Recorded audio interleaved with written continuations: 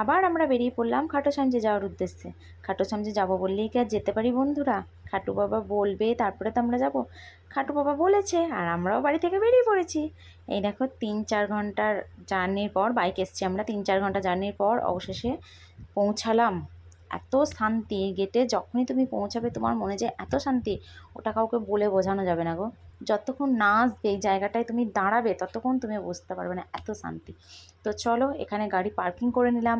তারপরে আমরা 15 থেকে 20 মিনিট হাঁটার রাস্তা, তারপরে আমরা হেঁটে গেলাম।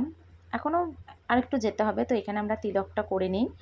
মাথায় তিলক, এই কপালে তিলক, সরি মাথায় বলে ফেলেছি, কপালে গালে তিলকগুলো যদি তুমি না দাও, আর রোজটা যদি মানে গোলাপ ফুল না নাও, একটু প্রসাদটা তো নেবেই, তো এইগুলো যদি না নাও, একটা ঝান্ডা না নাও, তাহলে তোমার মনে হবে না যে আমি খাটু সামজিতে এসেছি।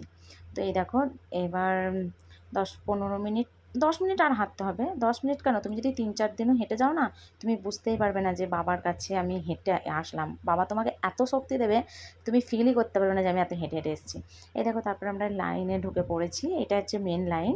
দেখো চারিদিকে রেলিং করে করে খুব সুন্দর করে লাইন করা আছে। এই লাইনটা মনে হয় 15 থেকে 20টা হয়তো আছে।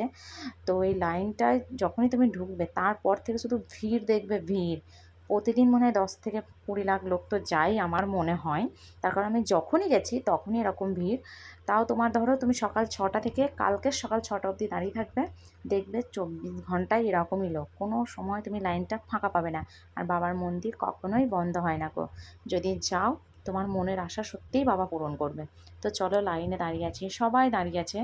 এবার টুকটুক টুকটুক টুকটুক করে আমরা বাবার দর্শনের কাছে যাব। শেষমেশ আমরা বাবার কাছে চলে এসেছি। এখানে তোমাকে বেশিক্ষণ দাঁড়াতে দেবে না, জাস্ট 2 থেকে 3 সেকেন্ড। এই দেখো 2-1 সেকেন্ড, আমার ভিডিও করতে দেয় না, জোর করে হয়তো করা হয়েছে।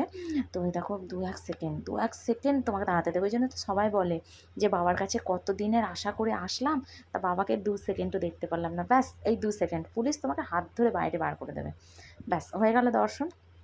তো আমরা বেরিয়ে পড়েছি। কেউ একজন আমাদের বললেন যে এখানে শ্যামকুণ্ড আছে, শ্যামকুণ্ডতে নাকি স্নান করলে সমস্ত রোগ ব্যাধি ভালো হয়ে যায়। দেখো, বিশ্বাসে মিলায় বস্তু তর্কে বহুদূর। আর আমি এসব জিনিস প্রচণ্ড বিশ্বাস করি।